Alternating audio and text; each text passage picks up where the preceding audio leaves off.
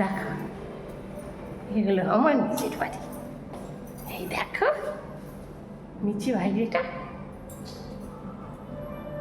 এগুলো আমার নিচের বাড়ি। গুড নাইট বন্ধুরা, আবার এক নতুন ব্লগ নিয়ে চলে এলাম তোমাদের মাঝখানে। দেখো আমি আমার ঘরে প্রবেশ করেছি, দেখতে পাচ্ছ? এতদিন না থাকার ফলে ঘরদার যা হয়ে আছে। আমার ছোট্ট ঘর, এই ছোট্ট ঘরটাই আমার মন্দির। দেখো বিছানা পাটি, এটা হলো আমার ঘর। এই দেখো, এই দেখো, এটা হলো আমার ঘর।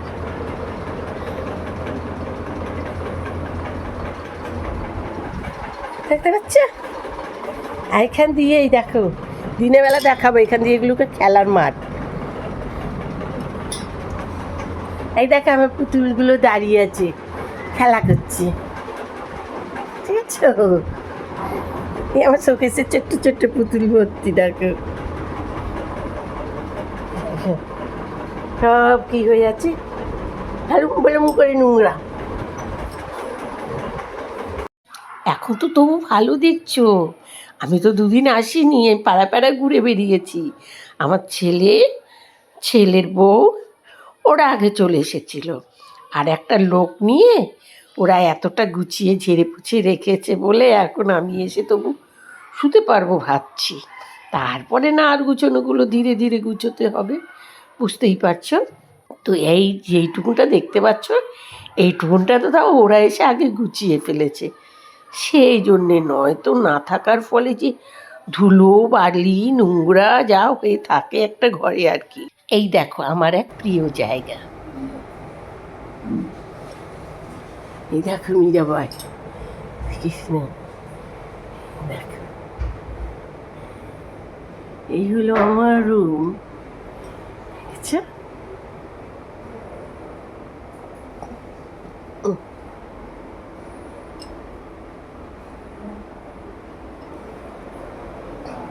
তারপরে আমাদের আরেকটা এই রুম, দেখো এটা আমাদের আরেকটা রুম, এটা একটা পায়খানা বাথরুম। এখানে সব প্যাকড হয়ে আছে। দেখো এখানে আমাদের মাছ রান্না হয়, এমনি নিরামিষ খাই তো, তাই না, মাছ রান্না হয়, সব প্যাকড করা রয়েছে।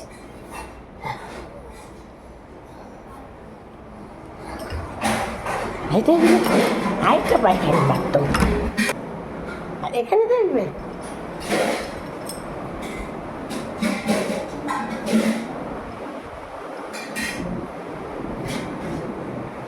ঘড়ি। এখানে দেখো কারা রয়েছে, সব থেকে আমার প্রিয় আর আপনজন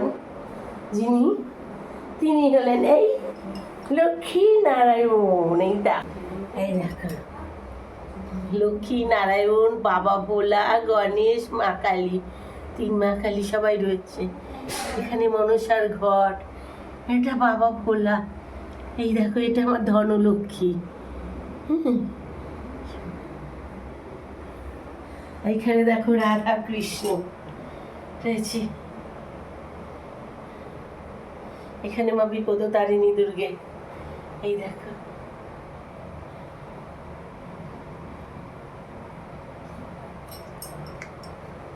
এই একটা ঘর, এমন একটা ঘর যেখানে নিশ্চিন্তে বসে নিজের দুঃখকে ভাগ করি ভগবানের সাথে। এই হলো আমার সেই শান্তির ঘর। ওইদিকে চলো দেখবে, এখানে রয়েছে সারদা মাতা, এখানে রয়েছে, আর এই দেখো গোলাপ আর ফুলদানি। গোলাপটা আমার মেয়ে কিনে দিয়েছে, ফুলদানিটা আমার ছেলে কিনে দিয়েছে। চলো আজকে ব্লগটা এখানে রাখি, তোমাদের সাথে দেখা হবে আবার পরের ব্লগে। তত টাইম ভালো থাকো, সুস্থ থাকো।